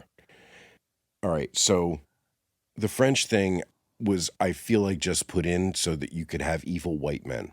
How much of this can you forgive knowing that it's just to make the story convenient? None. It was a great idea. The story is a great idea. And it was just fucked up completely because they just wanted to put all these tropes in one film. And it frustrates me that more people don't see this the way I do. But you only have one conceit in this movie. Like, the reason this movie should have worked was, like, you made a movie that was really about Native American life. You know, like, it gave a great depiction of it. And then all of a sudden there's a fucking alien. That's what they could have harkened back to the original in that way.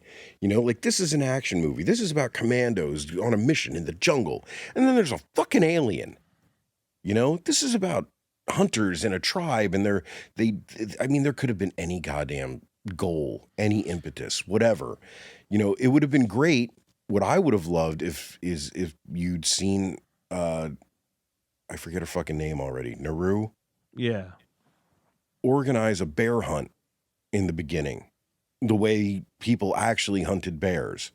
And then at the end, use something similar to kill the predator when she's on her own. But, okay, the dog is awesome. Yeah, the dog The was dog in good. this movie is awesome. It's a good dog. Another problem I have with this, it's September. It says it in the beginning, and it starts snowing at the end of the movie. There's no reason that these people should be out on the open plains with winter coming. Because winter on the Great Plains, especially in the north, is really, really bad. You can't be in the Great Plains because the wind will kill you. Most tribes moved to the mountains for the winter, where they were sheltered more from the storms. They had places where they would go every winter, and then they would hunt most of the summer, and then go back. Do you remember the end of Dances with Wolves?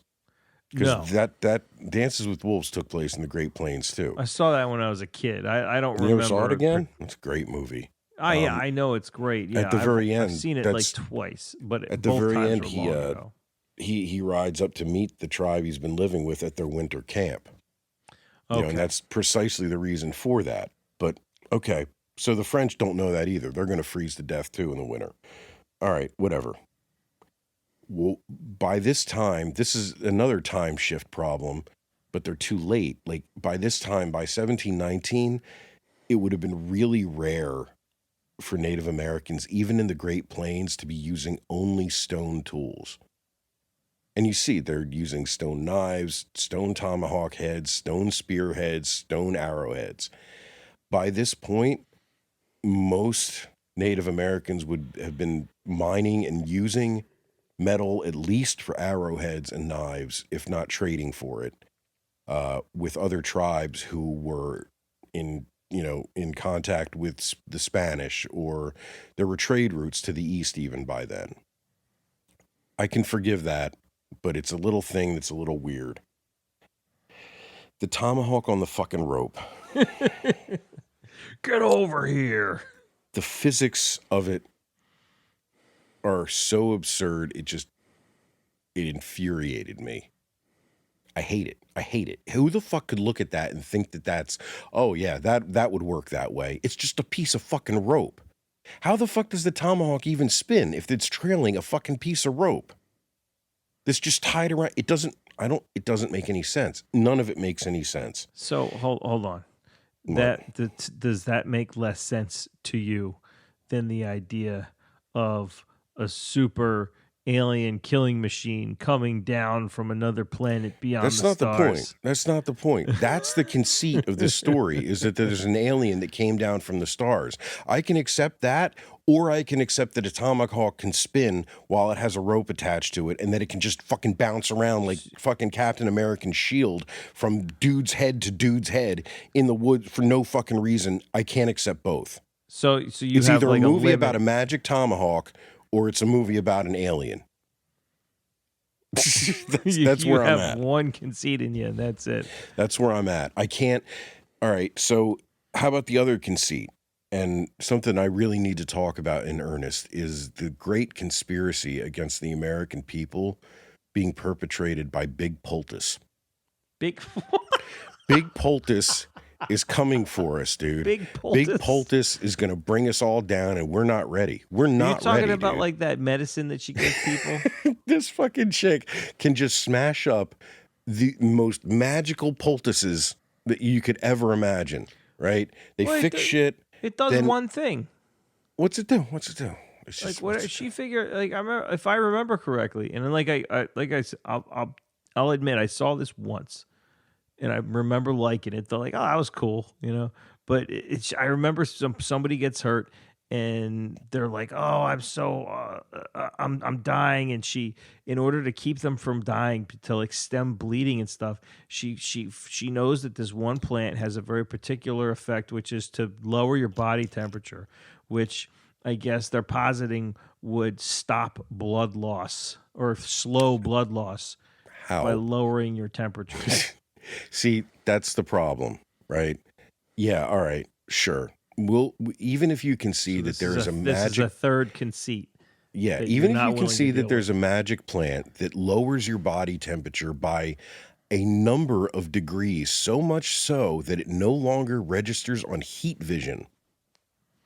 And also doesn't kill you. Also doesn't kill you or render you unconscious or lower your heart rate, but at the same time stops blood loss through what? Magic? We know how blood loss occurs now in the present day. You can't pretend like we don't know. Like, it's not just fucking magic. There's no plant that can do... Like, I was willing to believe in the very beginning when she did it the first time that it was like an aspirin kind of plant. You know, it had aspirin properties and lowered temperature and prevented fever or whatever. But then they show it... Literally all it does is lower your temperature. That does not stop blood loss unless you're literally freezing, which like slows down your fucking blood. You just die. You would just die. It's just one more thing that doesn't make any logical sense. And I hate it.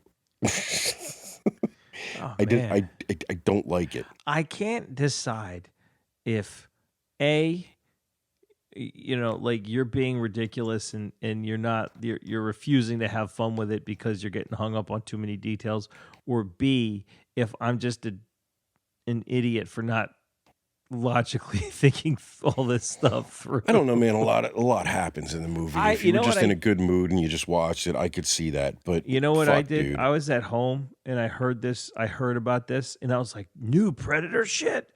Oh yeah. And like I watched it, and before I even saw it, I was like, I heard it was good. I made a decision, like, I'm gonna enjoy this. And I think that might be the difference. Like I guess maybe, man. I was excited. I'm like, I got new Predator.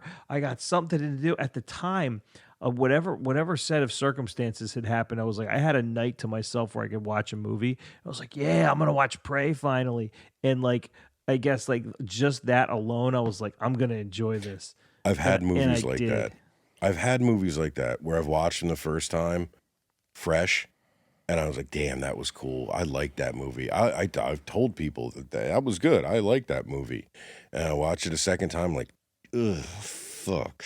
Is that what you did with Prey? No. Or you just hated it right from go? I hated it the first time all the way through. What other categories do you have? We've already covered historical. Pacing for the whole first... We've covered conceits. The pacing for the whole first act is really bad. It feels like a cutscene at the beginning of a video game more than like a movie. It's so bad that a movie like this would work really well if you cared about the characters and then they get killed. Yeah. Okay. This movie has so little character development. You don't even know anyone's name. Yeah. You know what? I know her name. And that she had a brother, right? Her name, and I know she had a brother. She had a brother, and then that's it. There's nothing. There's no meat to any of it except she wants to be a hunter, and the guys don't want her to be a hunter. It's exhausting, and it's also like, to me, it's weirdly projecting, like gender norm issues from the present day into the 1700s.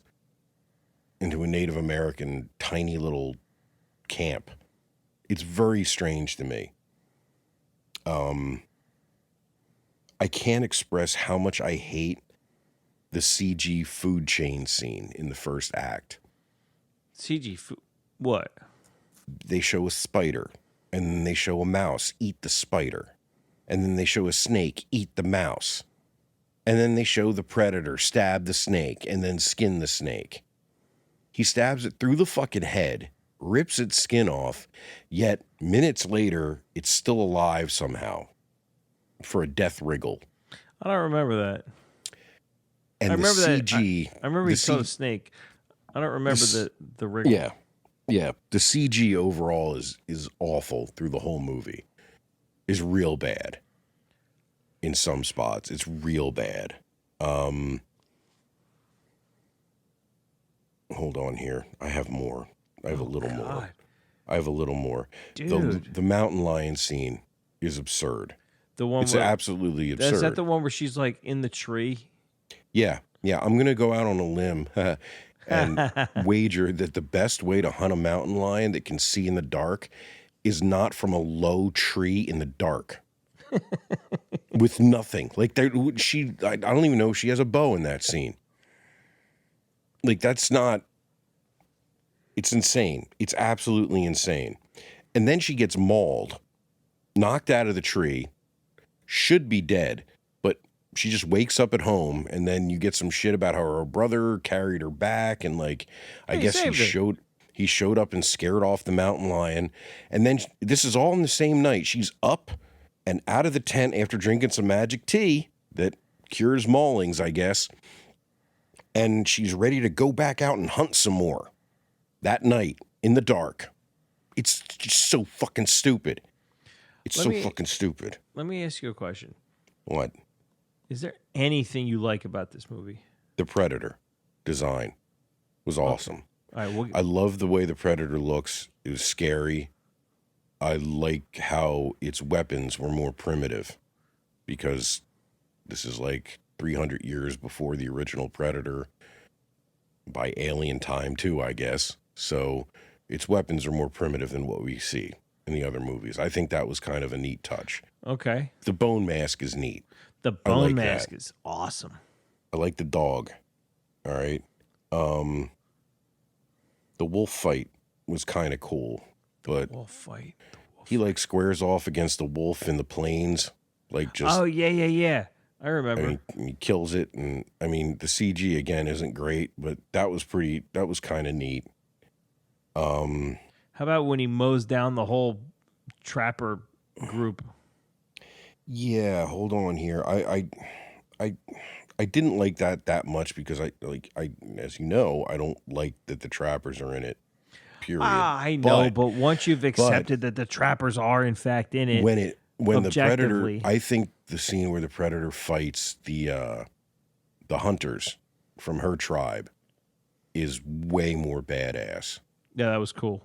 That was fucking gnarly. However, the gore in this is so fake looking. Like everything looks like CG blood. You know, probably was CG blood. It was. I mean, it just. I'm so glad that the new Alien Romulus property that's coming out. He's a practical guy. Dude, I'm so. They should do that with the Predator series and see what happens. Take it back to practical effects. I bet you just the feel alone would be enough to overlook almost anything. But if you did that, you couldn't have magic tomahawks. So what are you going to do? You're so mad about the tomahawk. Like, and the idea of the character, the protagonist in this, is that she actually is a really good hunter, right? But she's not given a chance to prove herself.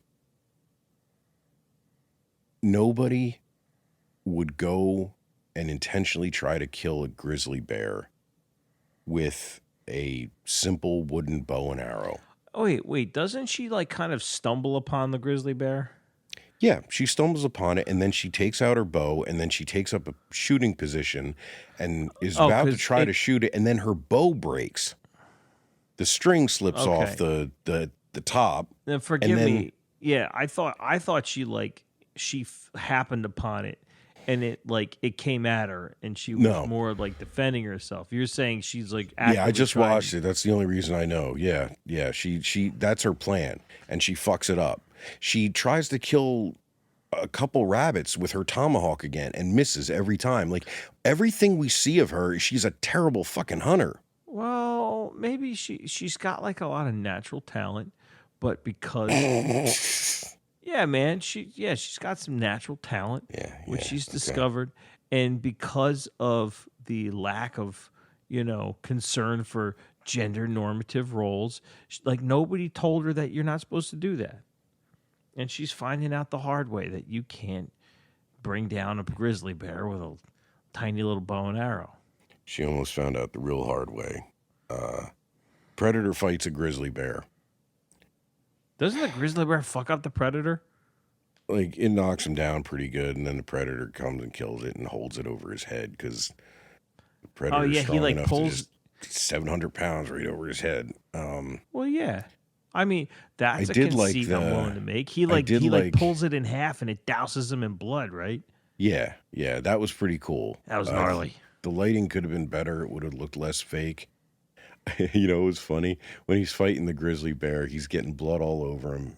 It kind of looked like a shield from Dune when I watched it this last time. Oh, really?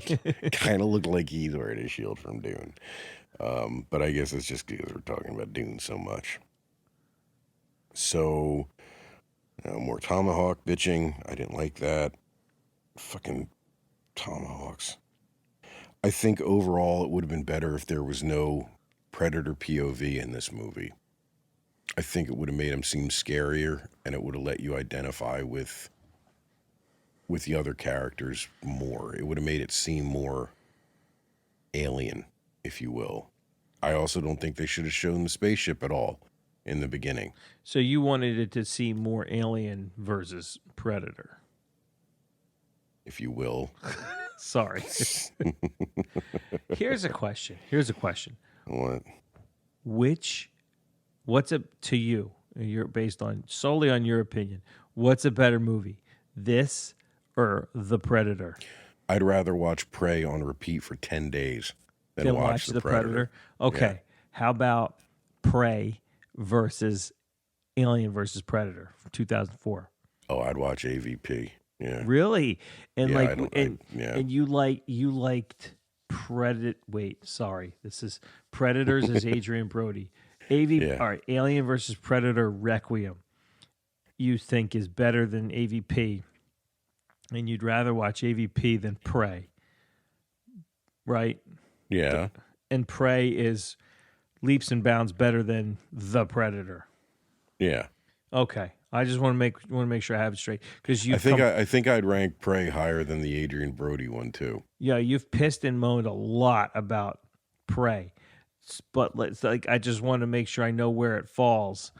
Like the Predator. There's worse in the series. There's the Predator absolutely is still like the bottom of the barrel here. I told you it's in my top 10 worst movies ever made, ever.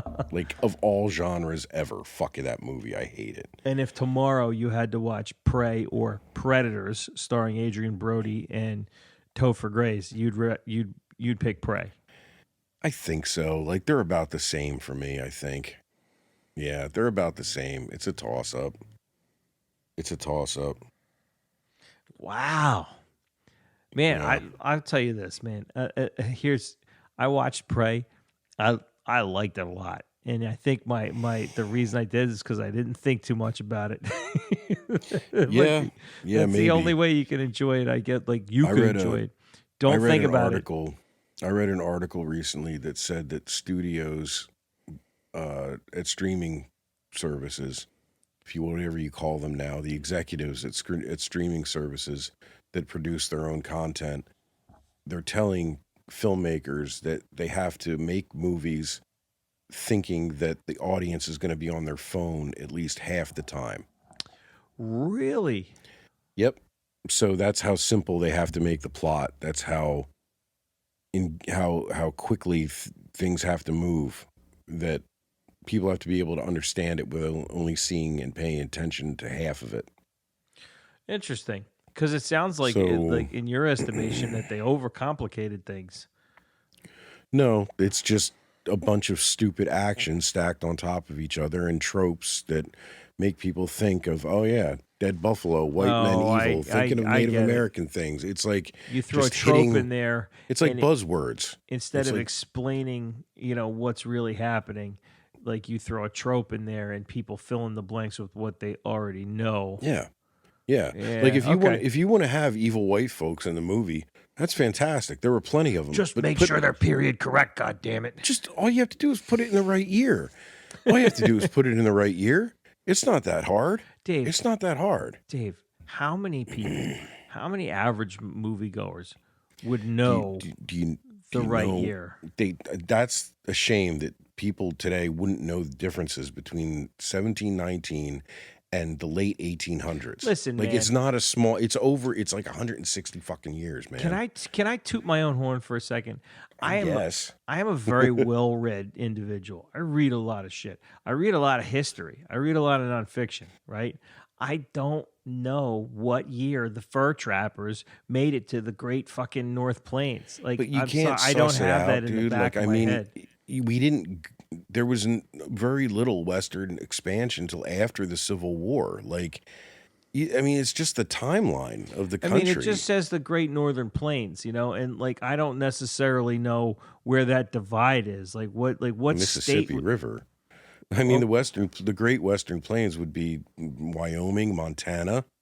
If you're talking the Northern Great Plains, yeah, what's now Yeah, Wyoming, and I Montana think- into Canada. I think if you asked me to really think about what that means and what year this was, yeah, I could probably suss that out based on everything I know and everything I've read and every bit of information I felt like accessing in the deep recesses of my brain at that moment, because I do know that stuff. I don't have all this stuff like at the command of my memory. I have a fucking smartphone. And when I was watching this the first time, were you looking this up while you were watching it? Yeah, when I was watching this the first time and white people speaking French showed up, I'm like, what the fuck? I thought we were in the Great Plains. And I fucking Googled, when did the French get to the Great Plains? And they told me 1718. I'm like, well, this is fucking bullshit then.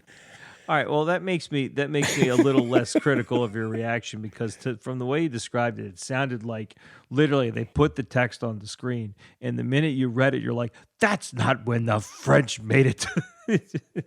So if you were looking it up, I mean, yeah, I could see why that would. And it's not. I made an active. I just decided I'm going to enjoy this. It's not like I haven't had my head in this time period lately, because I mean, The Revenant came out not too long ago, and I wrote a lot about that for various reasons. Well, yeah, you've also done research on this time period, so yeah, I mean, I've read a lot about this time and the mountain men and shit like that. I've had to dig deep into that too, so I guess I just have a better timeline in my head for those 2 centuries. But closer to the surface. 1719 is going back pretty far, man. That's pretty far. I'd venture to say that, I have read about that period in history. I know about, westward expansion and like the French fur trade and who controlled what, you know, and even then, like I didn't really, it didn't register as a red flag when I was watching it. I just wasn't thinking about how correct those years were. Because I remember the first thing I thought when I saw 1719, I was like, wow, they're going way back. This is going to be cool because it's going to be like Native Americans isolated, and first thing I wondered is like, I wonder what they think what they're going to think the alien is. Because they're not going to, I was hoping they wouldn't see the ship come from the sky. Like a god or something like that. Yeah, they have a name. They have a name they call it. They have a name they call it. But yeah, that's what they just, of course, what else would you think the fucking thing is? All right, so that aside, my hatred and anger aside, we're still going to do this with the Predator, though. Oh, I can't wait. Unfucking forgivable. And I will fight any, like, I you can like Prey, whatever, dude. I don't care. A lot of people liked it. I'm sure I'm wrong. Yeah, but, I will say, like, I knew you didn't like this movie, and I was very looking forward to hearing why you didn't like it. And from the sound of it, like, yeah, you're not wrong about. I mean, we could get into character arcs too. Like, there's weaknesses throughout the whole thing. Like, there's very little growth anywhere. Like the climax is kind of goofy for a lot of reasons. The physics don't work through the whole movie, but whatever, man. Couldn't see whatever. me. Couldn't see me. Couldn't see me through my poultice. My magic poultice. They're making more. Prey did so well. There's going to be a Prey 2. And initially, I thought, and everyone thought, that Prey 2 was going to take place during World War I or World War II. Pray tell. That was the word, that the new one was going to take place during one of the world wars. Did they release a time frame yet? No, but what they've said is that there is going to be a Prey 2 with Amber Midthunder returning, apparently. But before that, a movie called Badlands or Predator: Badlands, I don't know what it's going to be yet, is coming out first, which I assume is going to be the one set during one of the world wars. Sounds like it would be. Okay. Right? But yeah, there's not really much detail other than that. Those are the plans. So we're getting at least 2 more Predator movies, sans other characters. I don't know how I feel about a World War movie. That could mean anything. Can you imagine the Predator like roving through the trenches, immune to the mustard gas, just like fucking dudes up? I guess. I don't know, man. World War I was too horrifying to. Can't imagine a Predator really adding that much. Yeah, that's true. That's true. The same thing kind of goes for World War II. I think it'll have to be a very unique situation.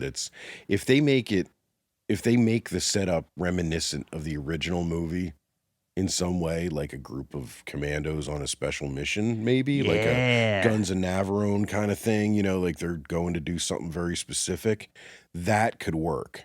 I'd be so there for that. Like that would be all right. So I've dropped a lot of hate on all the sequels, right? What I would love to see is what is it? What do you want out of a sequel? I want more of what was in the original, but different. That's what everybody wants out of a fucking sequel. But the same, but different. The idea of a World War II movie where like a Saving Private Ryan type of group of dudes is sent off to do a thing. They do the thing, and on their way back, they're hunted by a fucking predator, and it's all practical special effects. I'm there, dude. That would be so fucking cool. And I assume they're going to set it in the Pacific. Oh, that would be cool. So, because back to the heat, the jungle, that would be really neat to me. Taking it back to its roots. Here's the only problem with that. And it's the same problem that Prey has. And it's the same issue you have anytime you try to it's like what the problem Star Wars has. When you try to make a new movie but shoehorn it into like a set timeline. It's that there's no stakes. It's a gimmick, too. Yeah. There's no stakes. I'm not saying I want another Predator movie. I'm saying they're going to make them, apparently. They're going to make them. This is what I would like to see out of one of them, at least. Fair. If it was up to me, they would have never made any after the first one. Like, I don't think you could argue that the high watermark after the first one is Prey, which you fucking hated. For me, yeah, you really could. So I just don't. There was a reason to make Terminator 2. After that, they really should have stopped. Same thing here, except it was good for one movie, man. That's what made it so good. And you start explaining shit and digging into it, and it gets stupid. It gets watered down. And like you said, you start making prequels, there's no stakes because you know how it turns out. Nobody gonna find about the alien. Maybe somebody survives, but don't matter. And if you make sequels, you get movies like The Predator, which you can't stand. Can you make a good sequel to The Predator that's set in the here and now? Probably, yeah, but it would take some genre bending, I think, to make it cool. Like if you made something that was really serious like I said at the start, really serious and tight in the vein of like what's popular, like the Terminal List or Extraction. That's a better example, like a modern military feel that's really grounded, right? And I hate to tell you, but the desert is hot. And they haven't put a Predator in the desert yet. And that, in the mountains of Afghanistan or something, like you that have to could give have it been pretty someplace to fucking hide. cool. That could have been really fucking cool and different. So, like something with that feel, like that really modern, cutting edge military feel, but there's an alien. Like the only thing I can think of is to make something updated like the original. You know, because it was just the perfect setup for this story. Other than that, once you get away from that, you're making something else. You know, you start making a movie about an alien civilization of hunters. That's a whole different thing. You know, or you start, you know, making a movie about pyramids under Antarctica. It's a whole different fucking thing. If you want to keep it to the core and you want to make it a true sequel to the original, that's what you have to do. That's what you have to, and it totally could be done, but it's just, I don't see it. I don't see it being done now the way movies are made. We need Tom Cruise to pick it up. He'll fix it. He'll go train in like jungle warfare until he's like a combat master. You know, he'll practice sprinting through the trees without tripping on the roots. And then be a little old man in a Predator suit. Yeah, and it'll be awesome because he'll just like get it right. Well, whatever, man. After the first one, when Predator blew up his wrist thingy, it should have all been just mushroom clouded. Fuck it. It's a not a great series of movies. It stinks. It stinks, I tell you. It fucking stinks. The only thing we can be grateful for is that they never like made a Predator versus Terminator movie, I guess. Oh shit! You just spoke it into existence. Yeah, well, Arnold's too soon, old. 2025. You know, there was a plan in the works, and they dropped this little nugget during the interview with Stallone and Schwarzenegger that they did on TMZ not too long ago, that there were ideas kicking around for a Rambo versus Predator thing. What? Yeah. At one point in time, I don't know if a script ever got written, but it was a pitch. And I don't know if the idea was like Rambo fights a Predator and there's also Dutch. Like, I don't know what the whole fucking idea even was. I don't know if it got any further than just Rambo versus Predator. You could cut it together right now, just like, what? I think there have been.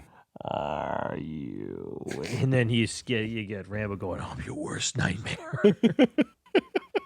I swear to God, I think there's a fan edit out there like that. I swear I've seen something like that. Either that or it's Rambo versus Dutch and Commando. I don't know. I have to look. Fuck. I don't know. Like, what do you have to say? Like, should they have made any sequels after the original? I mean, like, yeah, you knew they were going to. This is how that shit works. You know, like, what if they never made any more Rambo movies, or if they never made Terminator 2? You know, like, you gotta go for a movie that good. You're gonna try for a sequel. So they made Predator 2. They took a 14-year break. What would you say we go back in time? What would you have liked Predator 3 to be? Say, give it the same year. Say 2004. I told you. I gave you my pitch that idea for AVP, man. You would have done AVP as a third movie. I mean, that was just the idea I had because I was trying to fix in my head the AVP that I got. Get rid of APP. It was never a thing. To go back to your point from earlier, like, even if you take out the Predator bit or the alien bit, like, you wind up going back to the jungle. You know, and you're pulling in the one guy that's actually survived this thing, and they're like, we need to get Dutch, and he's like, I'm retired, leave me alone. I don't want to. I got out of the business, and they're like, we need you back, Dutch. You know, like that's really the only would still story worth telling. It would still wind up going back to a crack group of military, elite military operators going into the jungle to fight something that they've never faced before, which is like what the original Predator movie was. Because And to then do anything else, yeah. you're making a different movie. And it's kind of the setup of Aliens, because Yeah. Arnold would be there. You don't know what you're going into. Everyone's Yeah, like, he's fuck trying that, to. we're They're badass like, Marines. yeah, we've seen some shit, man. You don't know. Yeah, we went yeah. through this, and he's like, you have no idea. One of them is just Vasquez for no reason. It's just she's just there. Yeah, Tell me where they are. yeah, and she would have her like fucking handheld minigun that she can just walk with. I'm sorry, Let's rock. I watched Aliens, and they got those little hip mounted guns. Yeah, Like those would be shit indoors. Like just rounding a corner with one of those things, like you're dead. you know what that is, right? What That harness. It's a Steadicam rig. is it? Yeah, Yeah, that's right. they just Yeah, put a makes prop sense. gun on a Steadicam rig. Yep. Yep. But yeah, that's the movie you'd have to make. And you know what? I'll go see that movie. I don't care. Well, give it 10 years, and when they start resurrecting dead actors as their younger selves with AI and can put them in any movie you want, maybe we'll see it.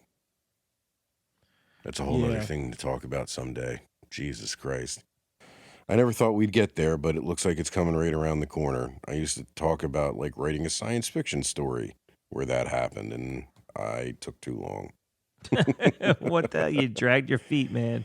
I dragged my feet, and AI got me. AI got me. Oh boy. Well, you can bet that when they put out another one, we'll be here to let you know just how Dave will let you know just how historically accurate it is. Fuck you. Fuck you. And I'm sorry. Deeply looking forward to this Listen. drunken The Predator viewing. So am I. But like I'm going back to one thing. You What? said like this movie's set in 1719 and the French fur trappers never even made it there until 1718. Just when you said that, I thought like you just had that on hand. Like you just pulled that out of your mind, your mind brain. No. Like wait My a minute. pocket brain. 1719? That's only a year after. I'm glad I know that you looked that up. My regular brain made me suspicious, and my pocket brain told me I was right. That makes more sense. I'm glad to make you feel better. I'm glad I didn't upset you too much. I thought you were some weird historical savant, that was just I've been hiding it all these years. yeah. That all these alarm bells are going off at every historical inaccuracy.